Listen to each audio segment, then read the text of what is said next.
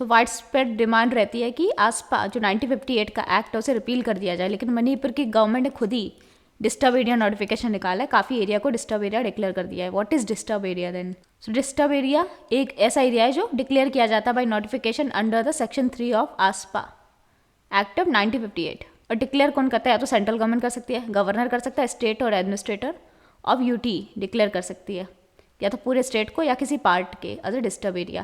तो या तो central government, governor of the state या एडमिनिस्ट्रेटर ऑफ द यूटी, ये तीनों लोग कर सकते हैं.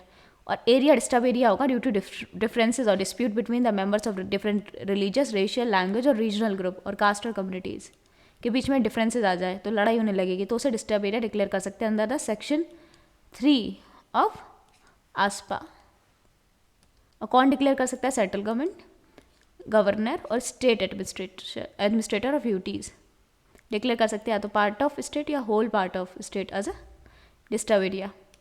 सो as per the section 3 it can be invoked in the places where the use of armed forces in lieu of the civil power is necessary. कि civil power के साथ जहाँ मिलिट्री जो आर्म फोर्सेस की ज़रूरत पड़ जाए वहाँ पे आसपा लगाया जाता है. The use of arm forces in aid of civil power is necessary.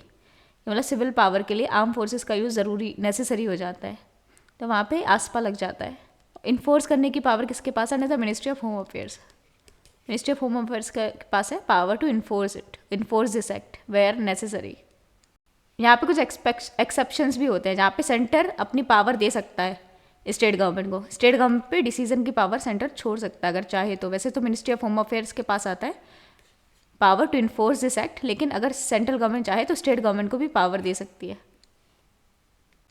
So can decided to give its power to the state government. Power and leave the decision to the state government, कि state government जो भी करना चाहे वो कर सकते हैं, लेकिन सेंटर डिसाइड करेगा. तो इसका ओरिजिन आसपा का कैसे हुआ है? लॉर्ड लिनलिथगो ऑर्डिनेंस आया था 1942 का. लॉर्ड लिनलिथगो थे, lord Linlithgow ordinance of 1942, resolution of 1942. World war 2 चल रहा था और ये लाया गया था क्विट इंडिया मूवमेंट के टाइम नागालैंड में. Lord Linlithgow ordinance of 1942. तो we have seen that AFSPA act है हमारे 1958 का. लॉर्ड लिनलिथगो, इनका ओरिजिन कहाँ से देखा था? लॉर्ड लिनलिथगो का रेजोल्यूशन था 1942 का, नागालैंड क्विट इंडिया मूवमेंट के टाइम, नागालैंड में क्विट इंडिया मूवमेंट के टाइम. और सेक्शन 3 ऑफ आसपा उसके अंदर डिक्लेयर कर सकते हैं an area as a disturb area. कौन कर सकता है? सेंट्रल गवर्नमेंट, गवर्नर या एडमिनिस्ट्रेटर ऑफ यूपी, या तो पूरा स्टेट या a part of state as a disturb area. So quit India के मूवमेंट के टाइम जो एनमिटी बढ़ रही थी नागालैंड में उसको कर्व करने के लिए लॉर्ड लिनलिथगो लेके आए थे 1942 में, और उसी का एक्सटेंशन माना जाता है आसपा.